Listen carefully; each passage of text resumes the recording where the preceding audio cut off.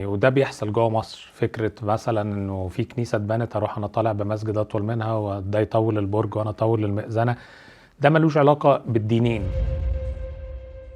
هل ممكن نعتبر ان عمارة المساجد لها علاقة بقوة الحكم؟ يعني مثلا الشيعة عندهم مساجد فخمة جدا، فبالتالي السنة كمان يكون عندهم نفس هذه الفخامة، أو الدولة أو المكان الذي يحكم المنطقة أنا أفخم منه، فالحكم يبقى عندي.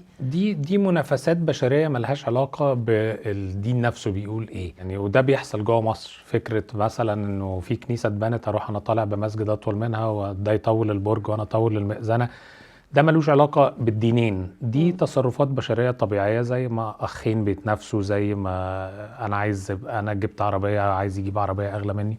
ده ملوش علاقة يعني، انا ما قريتش حاجة في الدين ده ولا الدين ده بتقول الكلام ده، ولا عند الشيعة ولا عند السنة. انت المفروض تكون يعني تذكر ربنا في مكان نظيف وهادي وخاشع وبينبض طب هل ده برضو انما فكرة التنافس اللي هو اللي بيسموه النهارده السوبرلاتيف اركيتكتشر، او اللي هو الاي اس تي، اللي هو tallest، اطول، اكبر، اتخن، اعرض، ده ملوش علاقة. لانه اصلا على فكرة دي مش قيم محددة لعظمة العمارة.